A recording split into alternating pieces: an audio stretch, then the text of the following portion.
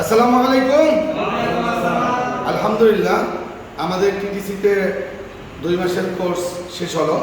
আমরা ইনশাআল্লাহ বইটা শেষ করতে পারলাম মোটামুটিভাবে। আমরা আবার রিস্টার্ট করব, মানে থাসি সিজা বলেন, থাসি সিজা মানে থাসি সিজা। আমি এখন 1 থেকে 6 অধ্যায় মোটামুটি গুরুত্বপূর্ণ যে জিনিসগুলো আপনাদেরকে জিজ্ঞেস করব, এবং যেটা না বুঝবেন আমি আবার বুঝিয়ে দেব। যতবার না পারবেন ততবার বুঝিয়ে দেব। কথা ঠিক আছে? একবার না বুঝিলে শতবার বুঝাবো, শতবার না বুঝলে যতবার না বুঝবেন ততবারই আমি বুঝিয়ে দেবো। কথা কি বুঝাইতে পেরেছি? গুড। আপনি এই সামনে এসে বসেন, এখানে আসেন। এবারে দেখেন, আমরা পড়েছি কি পড়েছি? খাঁচু। কি পড়েছি? খাঁচু। খাঁচু অর্থ কি? গায়ক। আমার সাথে সাথে বলবেন। এখন খা হলো কেন দানা হয়ে? আমি শিখিয়েছি না already, I have taught you. ইতিমধ্যে আপনাদেরকে আমি শিখিয়েছি। কারণ গিয়ক শব্দের শুরুতে থাকলে খয়ের কাছাকাছি উচ্চারণ হয়। এবারে আছেন সু কেন হলো?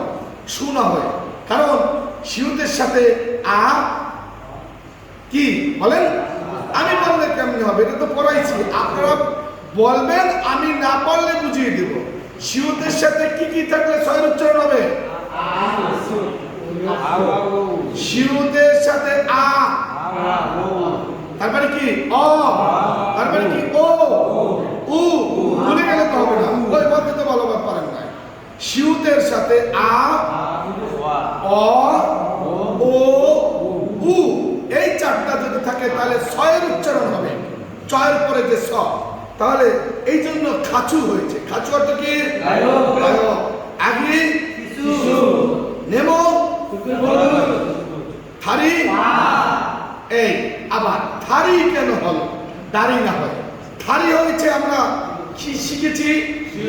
শব্দের শুরুতে দ্বিগুণ যদি শব্দের শুরুতে থাকে তাহলে কি হবে? দ্বিগুণ। দ্বিগুণ যদি শব্দের শুরুতে থাকে তাহলে কি হবে? দ্বিগুণ থায়ের কাছাকাছি উচ্চারণ হবে। তাহলে এই জন্য আমরা এটা বললাম থারি। কি বলেছি? থারি। সরি, আবার সরি মানে আওয়াজ।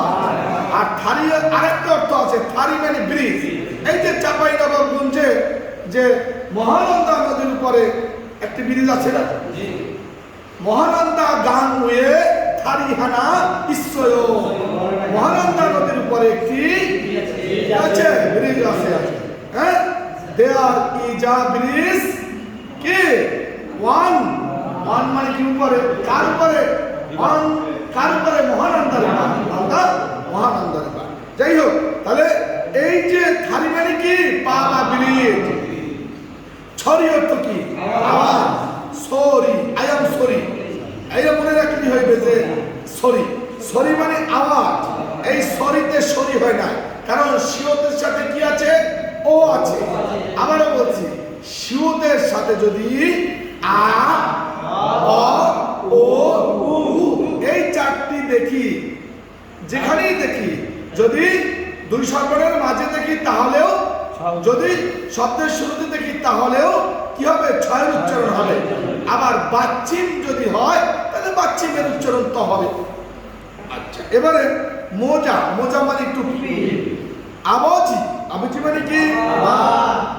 ছাজা, সিংহ, ছেউ, চিংড়ি মাছ। এখানেও সাজানো হয়ে ছাজা হবে। এবারে আসে ছিউ, থিউ, থিউ, থিউ। এই 4টি যদি 2 স্বরবর্ণের মাঝে বসে তাহলে ডাবলের উচ্চারণ হবে। আর যদি শুরুতে হয় তাহলে বাতাস যুক্ত হবে। অর্থাৎ শুরুতে তো ডাবলের মতন করা যায় না, তাই বাতাস যুক্ত হয়। কিন্তু এটা ডাবলের মতনই আমরা উচ্চারণ করার চেষ্টা করি। দেখি, সীমা। আসলে সীমা হবে না, হবে চিমা। চিমা মানে কি? এই 4টা বর্ণ উচ্চারণ করবো। Shoot, ছিউ, Theo, few.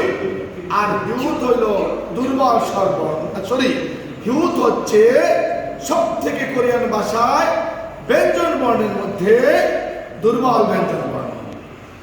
আর এই 4টা হচ্ছে শক্ত করে বলতে হবে। ছিমা। আমার সাথে বলেন, ছিমা।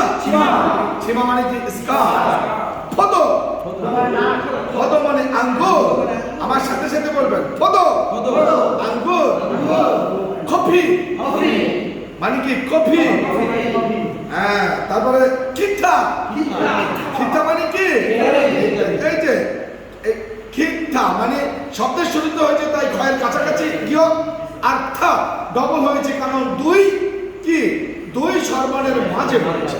আসলে দুই স্বরবর্ণের মাঝে ছাড়া কি হয় না, ব্যঞ্জন বর্ণ উচ্চারণ হয় না, হয় শব্দের শুরুতে হবে না হয় দুই স্বরবর্ণের মাঝে পড়বে। কারণ কোরিয়ান নিয়ম অনুযায়ী কি ব্যঞ্জন বর্ণের ডানে অথবা নিচে একটি স্বরবর্ণ দিতেই হবে, কিন্তু ব্যঞ্জন বর্ণের বামে কোনো স্বরবর্ণ বসবে না। খো না মানে খো, ক্যামেরা, খিচ্ছা, খিচ্ছা মানে কি খো মানে না মানে খো না, ক্যামেরা, ক্যামেরা, খিচ্ছা, রেলগাড়ি। এরপরে কি আছে আফা, অনেকে দেখবেন পরে আফা কোরিয়া ইউনিভার্সিটি থেকে পাস করে এসেছে, লেভেল পাস করেছে, টপিক পাস করেছে, তারপরেও বলে আফা, আফা না বলে আফা, কারণ গ্রামারটি জানে না। সমস্যা নাই, জানতে হবে, না জানা কোনো অপরাধ নয়, কিন্তু জানার চেষ্টা করতে হবে, ঠিক আছে। আফা, আফা মানে কি অসুস্থ, হ্যাঁ। তারপর খাজো, খাজো মানে পাখি, কি মানে কি খেলার নাম একটা। তারপরে কি পিয়ানো, পিয়ানো মানে কি পিয়ানো, পিয়ানো মানে কি ওকে। তাহলে 지금 몇 시입니까? এখন কয়টা বাজে? ওকে, এখন আমাদের হলো স্পোকেন ক্লাস। আজকে কি বার? অনল মুশনি উইলিমনিকা, অনল মকি উইলিমনিকা। তাহলে কি কালকে কি জুমার নেন জুমার উইলিমনিকা, হ্যাঁ? জুমার মানে কি সাপ্তাহিক ছুটির দিন, নেন খুমি উইলিমনিকা, বাংলাদেশে খুমি উইল সাপ্তাহিক ছুটির দিন। তাহলে আমরা আজকে যাওয়ার সময় বলবো কি জুমার ঝাল উঠেছে, হ্যাভ এ নাইস উইকেন্ড। এখন আমরা স্পিকিং আলোচনা করব এবং আগামী ইনশাআল্লাহ রবিবারে, তাহলে রবিবার কি ইরুই, ইরুইলে আমরা কি করব? ইরুইলে আমরা 1 থেকে 10 অধ্যায় দেখি, আজকে তো 1 থেকে 6 অধ্যায় আলোচনা করলাম, 6 থেকে 10 অধ্যায় পড়ে আসবেন ভালোভাবে। যা না পারবেন কোনো সমস্যা নাই, আমি বুঝিয়ে দেব, যতক্ষণ না পারবেন ততক্ষণ বুঝিয়ে দেব। কথা ক্লিয়ার? বুঝতে পেরেছি? Isn't it? Yes, it is. Is it clear? Yes, it is clear. Okay, সুন্দর, মাশাআল্লাহ। সনসেংনিম মানে কি? শিক্ষক। আচ্ছা, সনসেংনিম এখানে সেন, এখানে আপনারা তো পড়তে পারেন কিন্তু গ্রামার গুলো সনসেন হয়ে সেন হয়েছে। তাহলে আপনাদেরকে শিখিয়েছি কি এ আর ইয়ে, এগুলো যদি থাকে তাহলে এর উচ্চারণ ফোনেটিক্সে করবেন। আপনি যদি যা সেটা করেন তাতে সমস্যা নেই, কিন্তু কোরিয়ানরা যখন বলবে বা লেসনিংয়ে যখন শুনবেন তখন কেউ আপনাকে বলবে না সনসেংনি হাক সেং, বলবে হাক সেং সনসেংনি।